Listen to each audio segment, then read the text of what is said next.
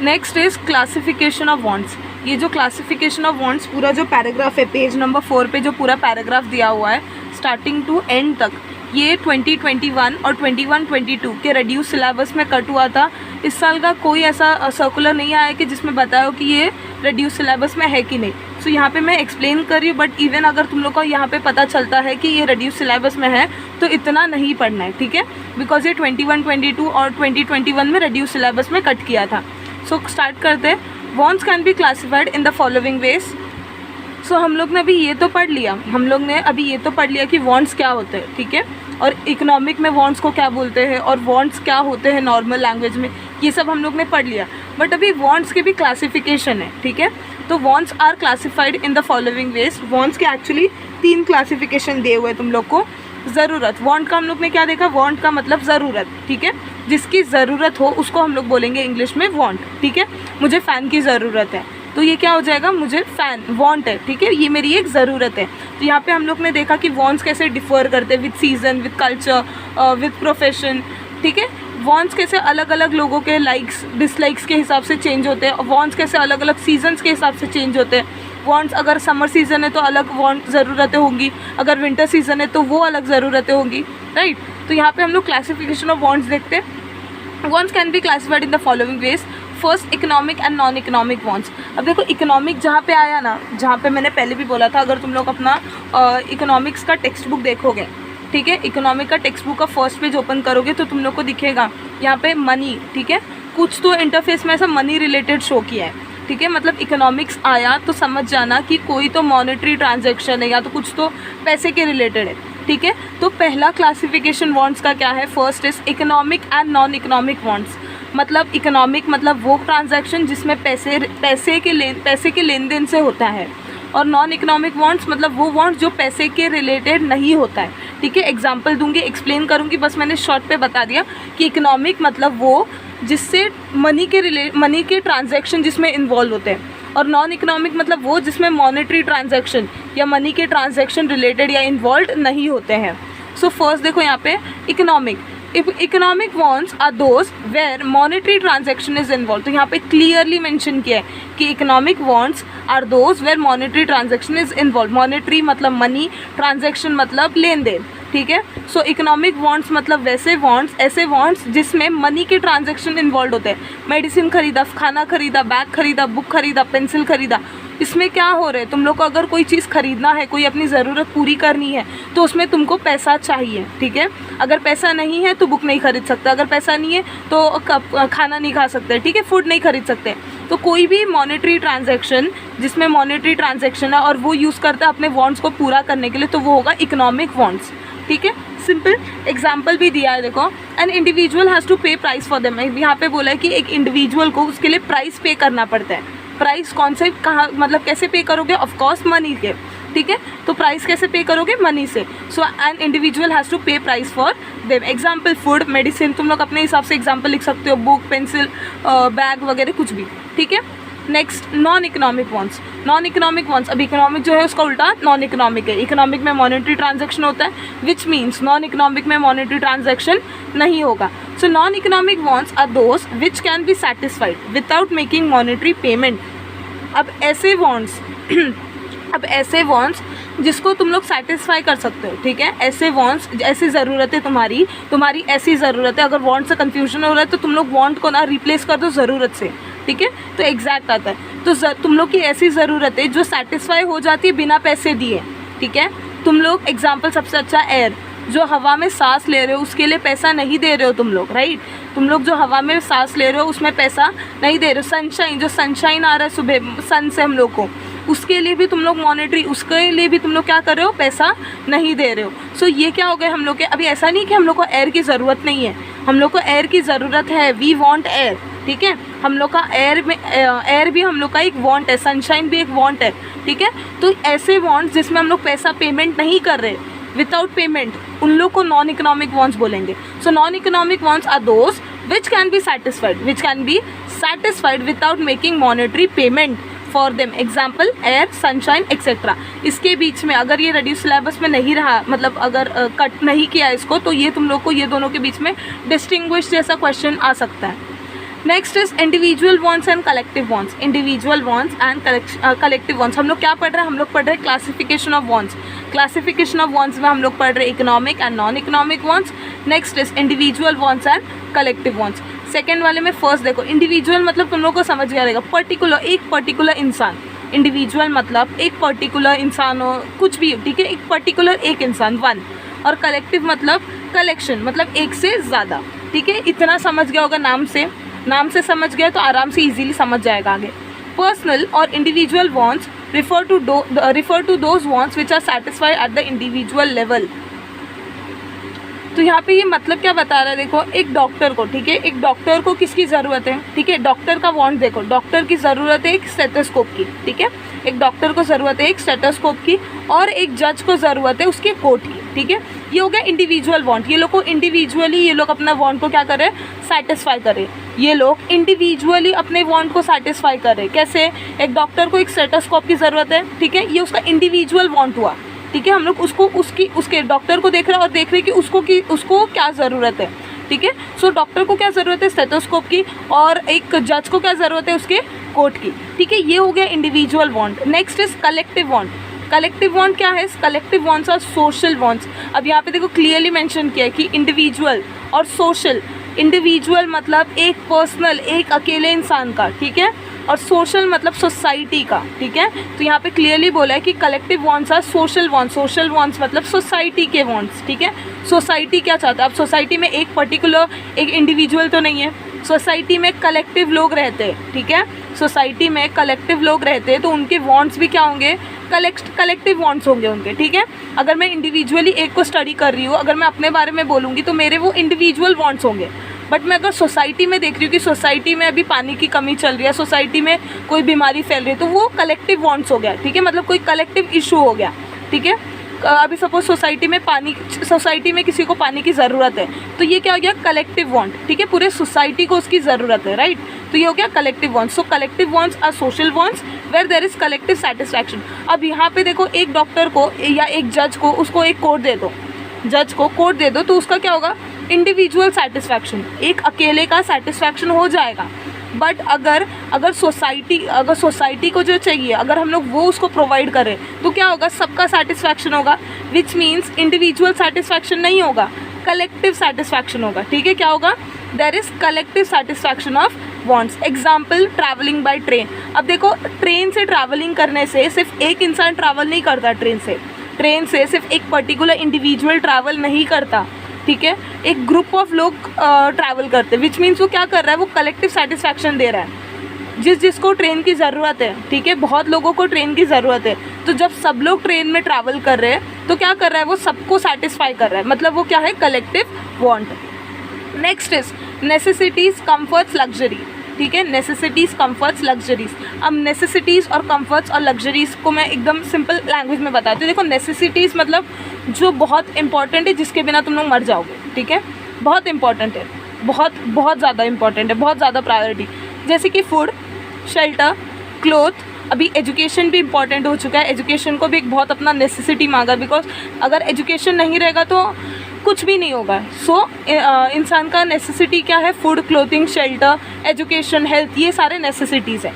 अब कंफर्ट्स क्या है, कंफर्ट्स मतलब थोड़ा सा, अभी देखो फूड, अभी नॉर्मल देखो, हम लोग को फ़ैन की ज़रूरत नहीं है, ठीक है, जीने के लिए हम लोग को अपना जीने के लिए फ़ैन की ज़रूरत नहीं है, ठीक है। सो फ़ैन हम लोग का नेसेसिटी नहीं हुआ, फ़ैन हम लोग का नेसेसिटी, अपना जो ceiling fan, table fan, whatever, वो हम लोग का नेसेसिटी नहीं हुआ। बट अगर मैं फ़ैन को लाऊँ तो वो मेरा कंफर्ट होगा, फ़ैन को लाऊंगी तो मेरा क्या होगा, कंफर्ट। मैं फ़ैन के बिना रह सकती थी, राइट, मैं फ़ैन के बिना रह सकती थी, बट मैंने फ़ैन को लाया क्योंकि वो मेरे कंफर्ट के लिए था, ठीक है। अब कंफर्ट्स तक समझा होगा। अभी कंफर्ट्स के बाद आता है लग्जरीज। अब फ़ैन से मुझे हवा मिल रहा था, ठीक है, फ़ैन से मुझे हवा मिल रहा था, बट अभी मैंने ख़रीदा एसी, मुझे और अच्छा हवा चाहिए था या मुझे एसी का ठंडा चाहिए था, तो मैंने एसी ख़रीदा, ठीक है, मैंने क्या ख़रीदा, एसी, विच मीन्स वो मेरा लग्जरी हो चुका है। ठीक है। नेसेसिटीज़, एयर से मुझे हवा मिल रहा था जितना मैं उससे खुश थी, नेसेसिटी। कंफर्ट्स के मैंने अपने कंफर्ट के लिए एक फ़ैन ख़रीदा।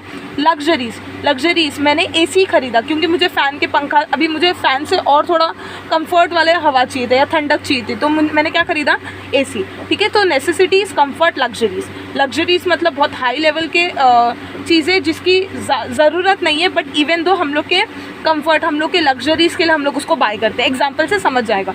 तो पहला नेसेसिटीज़ है। सो नेसेसिटीज़ में क्या है, देखो, necessities are the very basic needs of life. वो बहुत ही ज़्यादा बेसिक नीड्स है, इसके बिना नहीं जी सकते। एग्जाम्पल, फूड के बिना इंसान नहीं रह सकता, क्लोथिंग के बिना इंसान नहीं रह सकता, शेल्टर के बिना नहीं रह सकता, ये सब पढ़ा है तुम लोग ने। हेल्थ के बिना भी नहीं रह सकते हो। नेक्स्ट, एजुकेशन, ये सारे बेसिक नेसेसिटीज़ है। इसमें लिखा है क्या, प्रेशर कुकर नहीं, प्रेशर कुकर खाना बनाने में तुम लोग की हेल्प करेगा, वो तुम्हारा कंफर्ट हो जाएगा। देखो यहाँ पे सेकंड में दिया है, comforts are those wants which make our life comfortable। तो सिंपल सा डेफिनेशन था, comforts are those wants, comfort वो wants है जो हमारे लाइफ को क्या करते हैं, कंफर्टेबल देते हैं। एग्जाम्पल, वॉशिंग मशीन, देखो वॉशिंग मशीन, कपड़ा हाथ से भी धो सकते थे। नेसेसिटीज़ में तुम लोग को क्लोथ मिल रहा था, क्लोथ तुम लोग हाथ से भी धो सकते थे, बट तुम लोग कंफर्ट्स में क्या ला रहे हो, वॉशिंग मशीन, ठीक है। मिक्सर, प्रेशर कुकर, एक्सेट्रा, ठीक है, ये तुम लोग का कंफर्ट्स हो गए।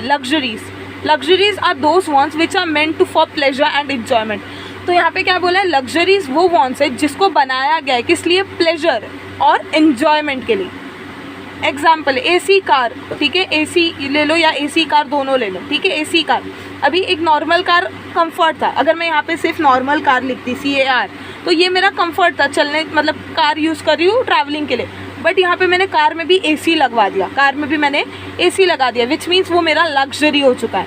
Next is well furnished house, ठीक है। तो ये सारी चीज़ें क्या है, इन्जॉयमेंट और प्लेजर के लिए यूज़ होता है, ठीक है। सो यहाँ पे हम लोग ने क्या कंप्लीट किया, classification of wants. Classification of wants are mainly 3 types के, एक इकोनॉमिक, नॉन इकोनॉमिक, नाम से ही समझ जाएगा ये, इंडिविजुअल, कलेक्टिव, और third is necessities, comforts and luxuries.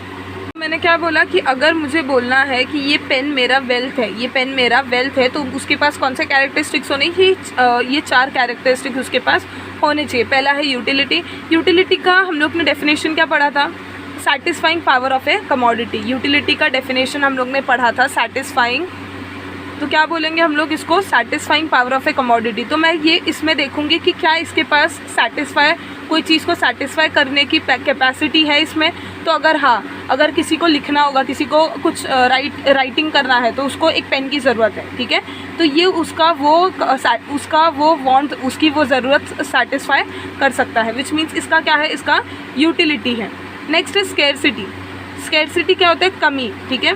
तो देखना पड़ेगा मुझे कि क्या देखना पड़ेगा, स्कैरसिटी मतलब कमी, ठीक है। स्कैरसिटी है क्या, ये अगर मुझे ये बेचना है या मुझे किसी को एक्सचेंज करना है with terms of money, in terms of money, तो मुझे देखना पड़ेगा कि बाहर मार्केट में इसकी कमी है क्या, इसकी ज़्यादा है क्या, इसके मतलब इसके अगर इसका बहुत ज़्यादा डिमांड रहेगा ये पेन का, ठीक है, अगर इसका बहुत ज़्यादा डिमांड रहेगा तो इसका क्या होगा, बहुत हाई प्राइस में मतलब मैं बेच सकती हूँ।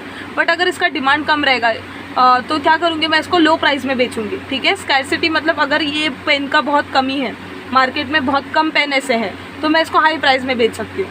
Next third criteria is transferability. क्या है थर्ड क्राइटेरिया, ट्रांसफरेबिलिटी, मतलब ट्रांसफ़र होना चाहिए। अब ऐसा चीज़ नहीं होना चाहिए कि जो ट्रांसफ़र ही ना हो सकते। जैसे कि एग्जांपल देती हूँ मैं, टीचर, ठीक है, टीचर जो सिखाती है, ठीक है, टीचर जो सिखाती है उसको मैं ट्रांसफ़र नहीं कर सकती कि चलो ये टीचर आज नहीं है तो मैं कुछ सिखा देती हूँ, नहीं, ठीक है।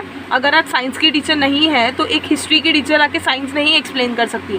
क्यों, क्योंकि उनका जो प्रोफेशन है, उनका जो सब्जेक्ट है, वो दोनों अलग है, ठीक है।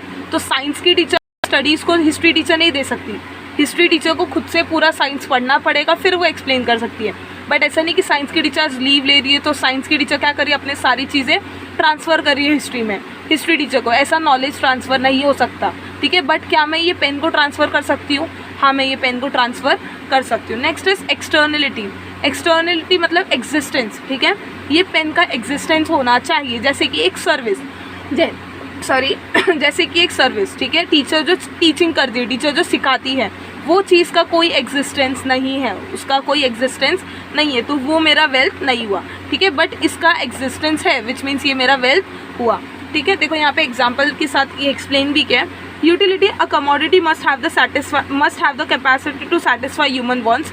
अ कमोडिटी जिसके पास कैपेसिटी है ह्यूमन वांट्स को सेटिस्फाई करने का, एग्जाम्पल फर्नीचर, कोई चीज़ को टेबल बुक्स रखना है तो उसके ऊपर फर्नीचर के ऊपर रख सकते हो।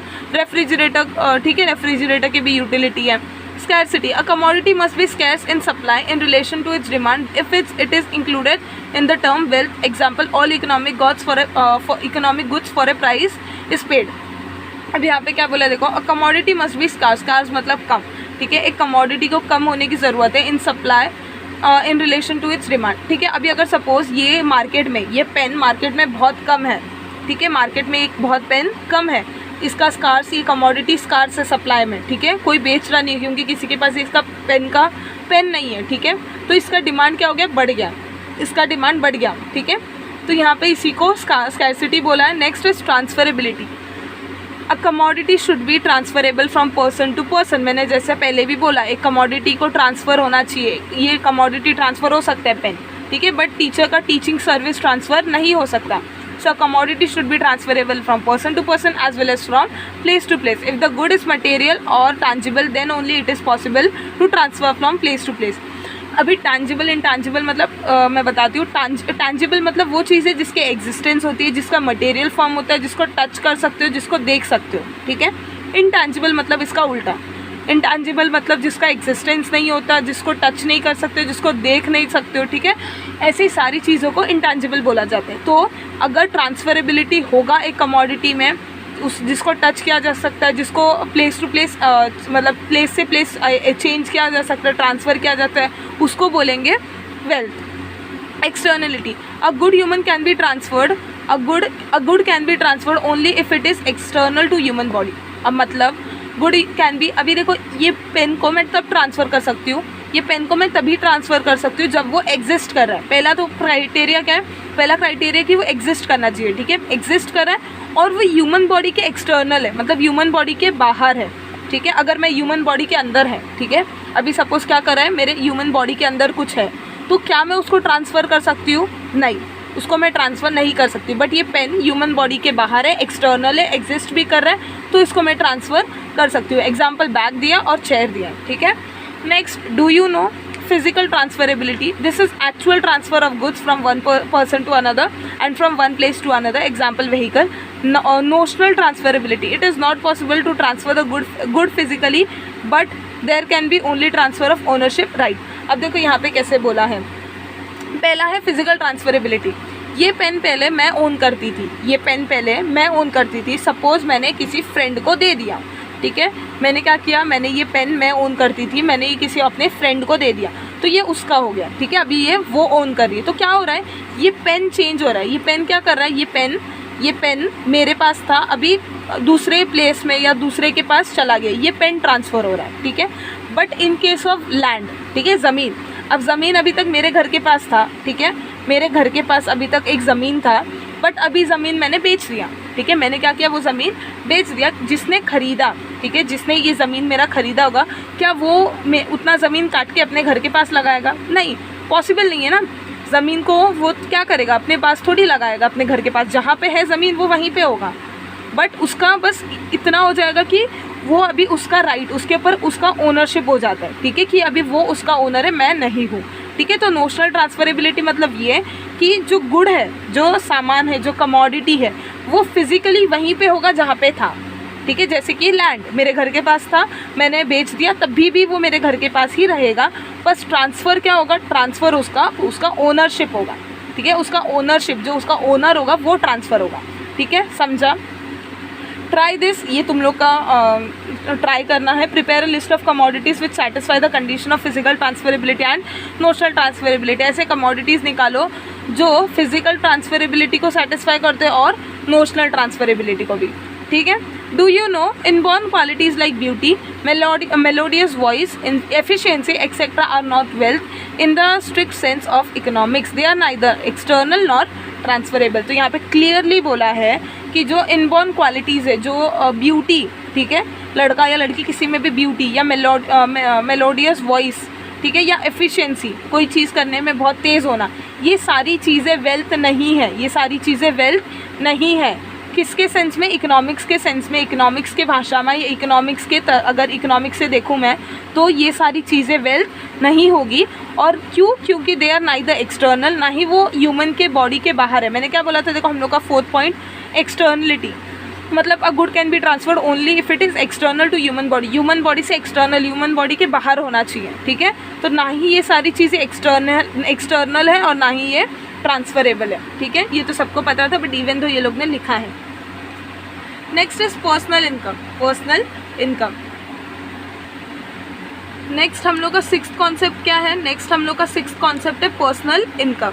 अब देखो पर्सनल इनकम मतलब खुद का इनकम। अभी सपोज़ यहाँ पे मैं 2-3 काम कर रही हूँ, ठीक है। मेरे सपोज़ एक जॉब है, सपोज़ मेरा एक जॉब है और मुझे कहीं से और से अर्निंग्स आ रही है, मेरे को 3-4 जगह से क्या आ रही है? अर्निंग्स आ रही है मेरी, ठीक है। तो 3-4 जहाँ से मुझे इनकम मिल रहा है, जहाँ से मुझे अर्न हो रहा है, वो सारी चीज़ों को मिला के वो मेरा होगा पर्सनल इनकम, मेरा खुद का इनकम, ठीक है। यहाँ पे देखो क्या बोला है? Earnings received by a person, earnings received by a person from all sources, ठीक है, सारे सोर्सेज। ऐसा नहीं कि सिर्फ जॉब से पैसा मिल रहा है, सिर्फ जॉब से पैसा मिल रहा है, बाकी मैं कोई दूसरा काम कर रही हूँ वहाँ से पैसा नहीं मिल रहा है, ऐसा नहीं, ठीक है। जो सोर्स ऑफ इनकम है, जब सबसे पैसा मैं मिलाऊँ उसको बोलेंगे पर्सनल इनकम, ठीक है। अभी नेक्स्ट है personal disposable income. Personal income समझा, ठीक है, जहाँ से जो सोर्स से पैसा मिल रहा है, सपोज टीचिंग से मुझे पैसा मिल रहा है, मुझे जॉब से पैसा मिल रहा है सपोज, ठीक है, और भी मैं कुछ अलग चीज़ें कर रही हूँ, मुझे कोई और चीज़ कोचिंग के लिए कुछ भी, ठीक है, ऐसे कोई भी चीज़ों से अगर मुझे पैसा मिल रहा है तो वो मेरे सारे सोर्स को मिला के वो मेरा बनेगा पर्सनल इनकम। अभी personal disposable income, PDI, full form short form याद रखना, PDI, ठीक है। सो PDI it is that part of personal income. अब पर्सनल इनकम, मेरा पर्सनल इनकम सपोज आया 10,000, ठीक है, मेरा मंथली, सपोज मैं बोल रही हूँ मंथली मेरा पर्सनल इनकम आया 10,000। 10,000 में से मैंने 2,000 रुपीज़ टैक्स पे किया, 10,000 में से मैंने 2,000 टैक्स पे किया, तो बचा कितना? 8,000, ठीक है। 8,000 होगा मेरा पर्सनल डिस्पोजेबल इनकम, ठीक है। जब मैं अपने पर्सनल इनकम से क्या कर रही हूँ? टैक्स हटा रही हूँ। टैक्स भी तो पे करना पड़ता है ना इंसान को, वेल्थ टैक्स है, पर्सनल टैक्स है, इनकम टैक्स है, ठीक है। तो ये सारी चीज़ें पे करने के बाद जो पैसा बचता है उसको बोलेंगे personal income. It is that part of personal income which is left over after payment of direct tax. अभी डायरेक्ट टैक्स पे करने के बाद, direct tax such as income tax, wealth tax, ये सब पे करने के बाद जो पैसा बचता है उसको बोलेंगे पर्सनल डिस्पोजेबल इनकम, ठीक है। यू शुड नो ये भी पार्ट मैंने ये जो मैंने बोला था वो पार्ट वांट वाला, ठीक है, वो जो कट हो गया था रेड्यूस सिलेबस में 2021 और 21-22, सेम इसका भी, ये भी रेड्यूस सिलेबस में कट हो चुका है, बट अभी इस बार का कोई आइडिया नहीं है कि ये कट हुआ है कि नहीं हुआ है। सो ये मैं एक्सप्लेन कर रही हूँ, बट अगर तुम लोगों को पता चलता है कि जो लास्ट ईयर का रेड्यूस सिलेबस था वो इस साल भी है तो इसको सिंपली कट कर देना, इसको पढ़ने की ज़रूरत नहीं है। बट अगर तुम लोगों को सिर्फ इन्फॉर्मेशन लेना है, जानना है तो पढ़ सकते हो। तो यू शुड नो में क्या बोला है? Following are the various types of income. अब इनकम्स के भी टाइप्स होते हैं, ठीक है, इनकम्स के भी क्या होते हैं? टाइप्स होते हैं। First is fixed income. Fixed income which remain stable over a period of time. अब देखो तुम लोग एक घर में रह रहे हो, ठीक है, या तो एक घर तुम लोग ने सपोज दिया है, ठीक है, तुम लोग के एक घर में रह रहे हो और एक घर है फ्री था, कुछ नहीं था, घर में कोई यूज़ नहीं हो रहा था, सो तुम लोग ने उसको रेंट दे दिया, ठीक है, रेंट पे दे दिया वो घर को। तो तुम लोग को 2-3 साल से तुम लोग का वो घर का रेंट सपोज 10,000 ही है, ठीक है, मतलब तुम लोग का वो जो इनकम आ रहा है, जो तुम लोग को रेंट आ रहा है, रेंट के हिसाब से पैसा, वो 10,000 मंथली मिल रहा है, राइट, 10,000 ही मिल रहा है। या तुम लोग आज इस बार बोलो कि चलो ये महीना 10,000, अगले महीना 10,000 10,200 दे देना, ठीक है, फिर अगले महीना 10,400 दे देना, ऐसा नहीं होता, राइट। हम लोग क्या करते हैं, एक पर्टिकुलर पीरियड ऑफ टाइम, 2 साल 3 साल 4 साल डिपेंड्स ऑन, बट एक period over a period of time एक इनकम क्या करते हैं, उसको स्टेबल रखते हैं, मतलब चेंजेस नहीं होता वो इनकम में। एग्जाम्पल हो गया रेंट और वेजेस। सेम अगर कोई काम कर रहा होगा, ठीक है, वेजेस किसको मिलते हैं? मजदूर लोगों को वेजेस मिलते हैं जो काम करते हैं, ठीक है। सो वेजेस उनका भी ऐसा नहीं कि आज चलो आज 100 रुपये का 1 घंटा मिल रहा है, 1 घंटा काम किया तो 100 रुपये, कल मिलेगा 1 घंटे का 110 रुपये, नहीं, ऐसा चेंज नहीं होता इनकम, ठीक है। So income which remains stable over a period of time is called as fixed income. Next is fluctuating income. Fluctuating income income which is not fixed but keeps on changing. Income जो fix नहीं होता, ठीक है, income जो fix नहीं होता, change होता रहता है। कभी आज 100 आया तो कल 200 आ गया, या तो कल कभी आया नहीं कुछ, कभी 50 आ गया, ठीक है। सो ऐसा इनकम जो चेंज होता रहता है उसको बोलेंगे फ्लक्चुएटिंग इनकम, ठीक है। अब फ्लक्चुएटिंग इनकम कहाँ पे देखने मिलेगा? कंपनीज़ में, ठीक है। कंपनीज़ को अभी सपोज एक कंपनी लिया मैंने, सपोज कोई एग्जांपल है कंपनी एक्स, ठीक है। कंपनी एक्स का प्रॉफिट लास्ट ईयर था 10,000, सपोज लास्ट मंथ, ठीक है। लास्ट मंथ कितना था? 10,000 प्रॉफिट था। इस बार 20,000 हो गया, ठीक है। तो 10,000 प्रॉफिट था, इस बार 20,000 होगा। क्या हो गया? नंबर्स चेंज हो रहे हैं। या तो वो पॉजिटिव हो सकता है, तो नेगेटिव हो सकता है, तो ज़ीरो भी हो सकता है। या तो ये भी हो सकता है कि इस बार उसने कोई प्रॉफिट कमाया ही नहीं, वो कंपनी ने, कंपनी एक्स ने सपोज इस बार कोई प्रॉफिट कमाया नहीं, तो वो ज़ीरो भी हो सकता है। या तो ऐसे बोल सकते हैं कि कंपनी को लॉस हो गया, मतलब कंपनी ने जितना कमाया नहीं उससे ज़्यादा उसको मतलब पे करना पड़ा, ठीक है। मतलब क्या हो सकता है? कुछ भी हो सकता है, ठीक है। सो ऐसी चीज़ों को क्या बोलेंगे? फ्लक्चुएटिंग इनकम, जिसका इनकम फिक्स नहीं होता। Next is money income. It is the income received in actual currency of the country. In other words it is the income in cash. ये सिंपल सा है sorry, it is the income received in the actual currency. अब तुम लोग अगर India में हो तो तुम लोग को कैसे पैसे मिलेंगे? तुम लोग को रुपीज़ में मिलेंगे। तुम लोग को जो पैसा मिलेगा वो किस में मिलेगा? रुपीज़ में, ठीक है। गांधी जी का होगा फेस और वहाँ पे वो इंडियन करेंसी मिलेगा तुम लोग को, ठीक है। In other words it is the income which is received in cash. तो ऐसे इनकम जिसको जो कैश में मिलता है, ऐसे इनकम जो कैश में मिलता है और actual currency of the country होता है, उसको बोलेंगे money income. Real income, it is the purchasing power of money income. Example commodities purchase out of money income. So real income क्या है? Real income it is the purchasing power of money income. Money income क्या देखा था? It is the income received in actual currency of the country. Actual currency, अभी तुम लोग को actual currency जो मिल रहा है, जो इंडिया का करेंसी, ठीक है, उसको बोलेंगे, या तो बोलेंगे income in cash.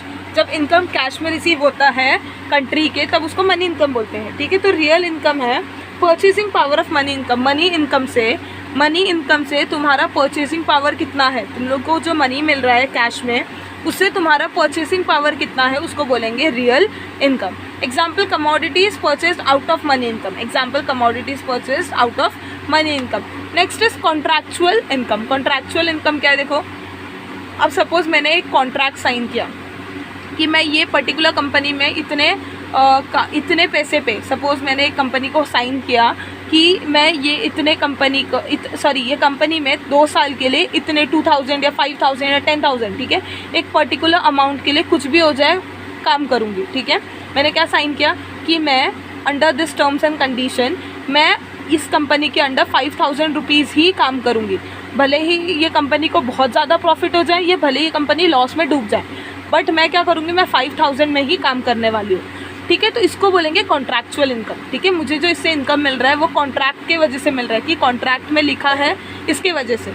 So this income is paid as per the terms and condition of contract, ठीक है। मैंने कॉन्ट्रैक्ट साइन किया, मैंने उसके टर्म्स एंड कंडीशन एग्री किया और बोला कि 5,000 रुपीज़ इनकम चाहिए मुझे, भले ही प्रॉफिट हो या भले ही लॉस में डूब जाए, ठीक है। Example rent wages. रेंट मतलब जैसे कि लोग अगर तुम लोग किसी को घर दे रहे हो, घर रेंट पे दे रहे हो, तो उसके साथ कॉन्ट्रैक्ट साइन करते हो कि हाँ इतने साल के लिए तुम ये घर लो, मिनिमम इतने साल के लिए रह सकते हो और फिर तुम लोग क्या कर सकते हो, इतना पैसा देना पड़ेगा, ठीक है। वेजेस का भी सेम होता है। Next is residual income. Residual income क्या होता है मैं एक्सप्लेन करती हूँ। देखो, सपोज मैंने एक बुक मैन्युफैक्चर किया, ठीक है, मैंने एक बुक क्या किया, मैन्युफैक्चर किया और मैंने उसको 40 रुपीज़ में बेचा, ठीक है। मैंने क्या किया, बुक एक मैन्युफैक्चर किया और मैंने उसको 40 रुपीज़ में बेच दिया, तो मेरा प्रॉफिट कितना हुआ, मुझे पैसा 40 मिला, मेरे को 40 रुपीज़ मिल तो रहा है, मुझे 40 रुपीज़ मिल रहा है, बट वो मेरा प्रॉफिट नहीं हुआ, ठीक है। कैसे प्रॉफिट नहीं हुआ? क्योंकि मैंने जब बुक बनाया था तब जो लोग काम कर रहे थे लिए या जो पेपर ने बनाया जो उसके 40 रुपीज़ के, ठीक है, मैं 40 रुपीज़ मिला, करेक्ट, एक बुक का मुझे 40 रुपीज़ मिला, बट उसमें से मेरा प्रॉफिट कितना हुआ, मेरा प्रॉफिट हुआ 20 रुपीज़, क्योंकि बाकी 20 से जो पेमेंट्स करने थे मुझे लोगों ने जिसने बुक में हेल्प किया या पेपर्स का, ठीक है, ये सारी चीज़ों का 20 रुपये गया और 20 रुपया हुआ प्रॉफिट, ठीक है। So residual income, income which is left over after making payments to all factors of production. Factor of production क्या है वो क्लियरली आगे समझेंगे। तो यहाँ पे क्या बोला है, सारी चीज़ों को पेमेंट करने के बाद जो लोग काम कर रहे थे आके, जो फैक्ट्री में काम कर रहे थे, जो मशीन चला रहे थे या मशीन का पैसा, ये सब काटने के बाद जो पैसा मिल रहा है मुझे उसको बोलेंगे प्रॉफिट, ठीक है। इसका या उसका एग्जाम्पल दिया है, रेसिडुअल इनकम का एग्जाम्पल दिया है profit. Next is earned income. Earned income, income obtained after participating in the productive activity. Productive activity उसको बोलेंगे अर्न्ड इनकम, जैसे कि rent, wages, interest, property. Earned income मतलब कोई चीज़ को कमाया हुआ है, ठीक है। अब मैं कोई चीज़ में इन्वॉल्व कर रही हूँ, कोई चीज़ में पार्टिसिपेट कर रही हूँ, ठीक है। जैसे कि मैं घर बनाने के बाद किसी को घर दे रही हूँ, ठीक है, घर दे रही हूँ रहने के लिए, या मैं कहीं पे जाके काम कर रही हूँ, कोई मजदूरी कर रही हूँ तो मुझे वेजेस मिलेंगे, या मैंने अपना पैसा, मेरे पास 10,000 फ्री में था तो मैंने किसी को दे दिया और मैं उस पर इंटरेस्ट चार्ज कर रही हूँ, या मेरा एक कंपनी है जिसमें प्रॉफिट हुआ, ठीक है। तो ये सारी चीज़ें क्या क्यों हो रही है, क्योंकि मैंने वो चीज़ के लिए वो काम में पार्टिसिपेट किया, ठीक है। अगर मैं घर पड़ा है, ठीक है, घर है और मैं उस पर ध्यान नहीं दे रही हूँ, रहने दो घर, तो मुझे क्या रेंट मिलता? जब तक मैं किसी इंसान को वो घर बेचती नहीं या रेंट पे नहीं रखती तो मुझे उसका रेंट नहीं मिलता, तो उसको बोलेंगे earned income. Next is unearned income. Income receive from all sources without indulging in any productive activity, example windfall gains, lottery prizes. अब देखो यहाँ पे मैं पार्टिसिपेट कर रही हूँ, कुछ काम कर रही थी, बट अनअर्न्ड इनकम मतलब ऐसे इनकम जहाँ पे मैं कोई काम नहीं कर रही थी। सबसे अच्छा एग्जाम्पल लॉटरी, ठीक है। लॉटरी पे किसी को 2 लाख, 3 लाख, 4 लाख, कभी कभी किसी को अगर मतलब किस्मत अच्छा रहा तो मिल जाता है। तो यहाँ पे वो इंसान ने कुछ काम नहीं किया बट उसका इनकम हो रहा है, ठीक है। सबसे अच्छा एग्जाम्पल लॉटरी प्राइजेस। नेक्स्ट 8वां टर्म, ठीक है, बेसिक कॉन्सेप्ट इन इकोनॉमिक का 8वां term, economic activity. So economic activities can be classified into 4 types which include production, distribution, exchange and consumption। इसको डिटेल में पढ़ेंगे। तो यहाँ पे हम लोग ने क्या पढ़ा, इकोनॉमिक एक्टिविटी मतलब इकोनॉमिक एक्टिविटी को 4 टाइप में क्या कर सकते हैं, क्लासीफाई कर सकते हैं। इंक्लूड होता है उसमें प्रोडक्शन, प्रोड्यूस करना, ठीक है, प्रोड्यूस करना, कोई भी चीज़ का मैन्युफैक्चर करना। जैसे कि मुझे अगर क्या करना है, अगर मुझे क्लोथ्स बनाना है, ठीक है, क्लोथ्स बेचना है तो क्या करना पड़ेगा, मुझे पहले क्लोथ्स प्रोड्यूस करना पड़ेगा, फिर लोगों को बांटना पड़ेगा, फिर एक्सचेंज होगा, फिर कंजप्शन होगा, ठीक है। ये एक्सप्लेन करूँगी मैं डिटेल में।